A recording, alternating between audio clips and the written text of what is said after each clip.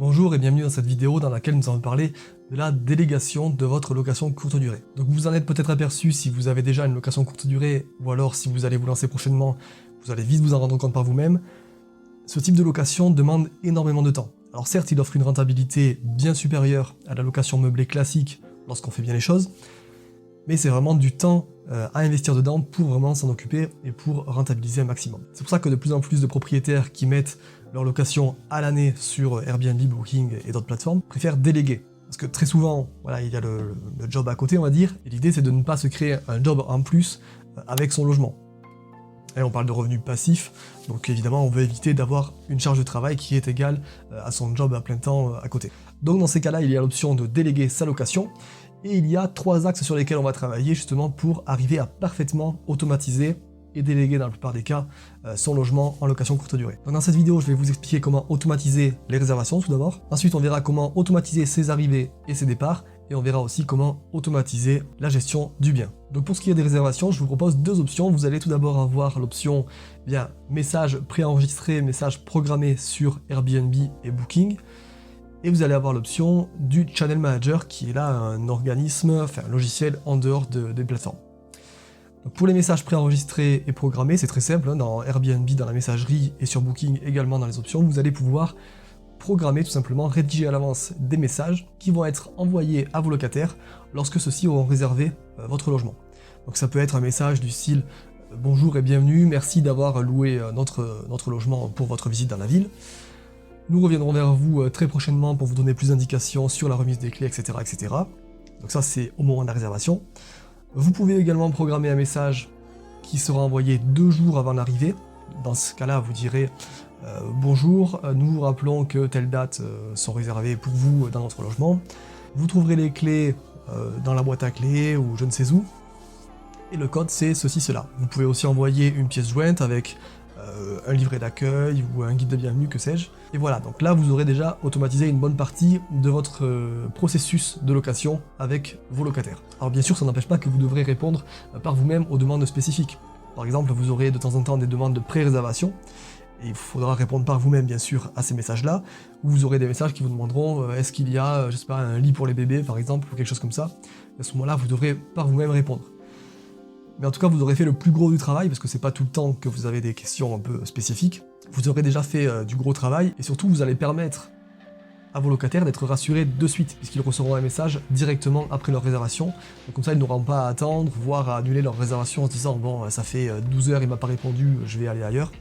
Non, là, comme ça, bam, vous rassurez le locataire tout de suite, vous êtes entre de bonnes mains, et on va s'occuper de vous. La deuxième option, ça va être le Channel Manager. Donc le Channel Manager, c'est un organe, je vous disais, un logiciel que vous téléchargez en dehors des plateformes, et qui va tout simplement synchroniser vos plateformes entre elles.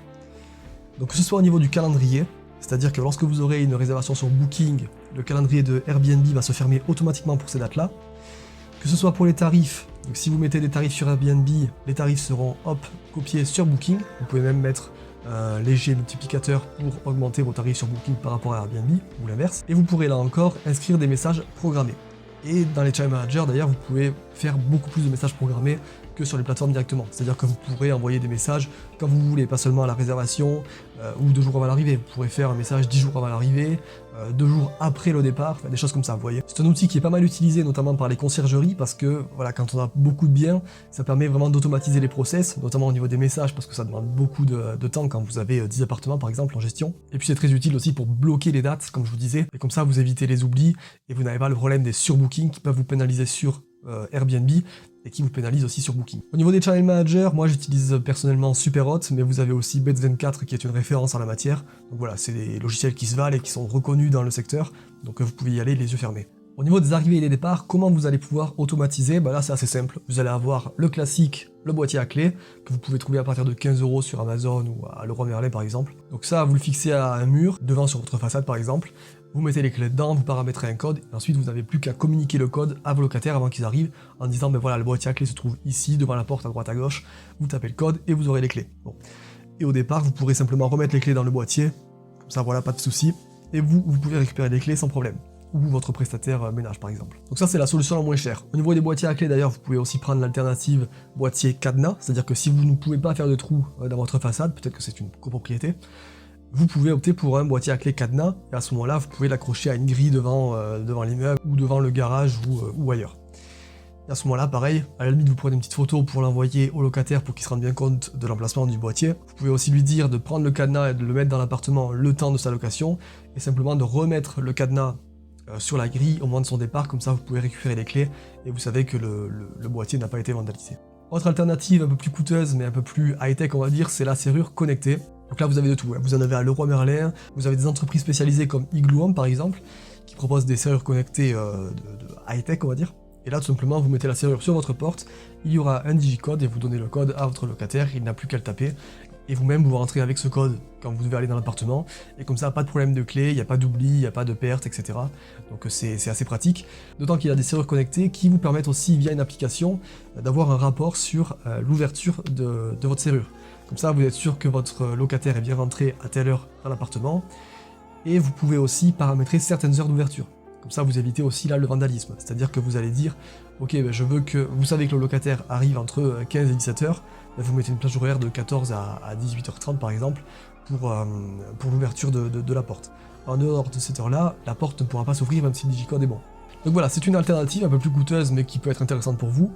Et on passe donc à la dernière partie, avec l'automatisation de la gestion du bien. Donc là aussi plusieurs options, je vous propose tout d'abord de voir avec un prestataire de ménage, ou une entreprise de ménage spécialisée, voilà, pour faire votre ménage après chaque séjour.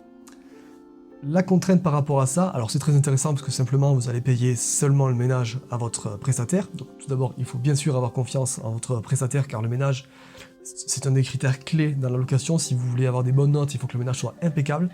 Donc vraiment, bien penser à avoir confiance et regarder sur les premières réservations que tout soit bien fait, que les process sont bien établis. Et ce qui est intéressant, c'est que vous allez pouvoir le payer avec les frais de ménage. C'est-à-dire que vous vous mettez d'accord sur un tarif entre vous, et ensuite ce tarif, vous le mettez dans les frais de ménage sur votre annonce Airbnb. Comme ça, vous prenez votre recette, vos profits depuis le tarif de l'annonce, et ce que vous mettez en frais supplémentaires, les frais de ménage, ça vous le redistribuez à votre prestataire de ménage. Alors ça c'est une option intéressante, la seule chose c'est que bien sûr en location courte durée, vous aurez à travailler beaucoup le week-end, et on va dire jours fériés, vacances, etc.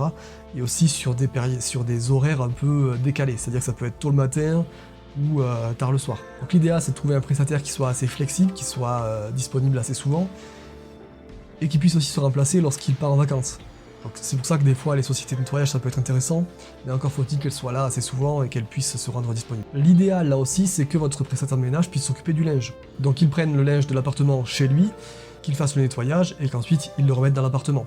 Donc c'est bien s'il a les lots de serviettes notamment, le linge de lit, et les torchons pour la cuisine par exemple. Si le prestataire ne prend pas ce service, vous pouvez alors faire appel à une blanchisserie. Ça vous coûtera un peu plus cher, mais là aussi ça vous permet de déléguer et de ne pas avoir à faire les machines tous les jours quasiment pour tenir votre bien. Et enfin la solution qui rassemble tout ça mais qui va vous coûter plus cher, c'est la conciergerie forcément.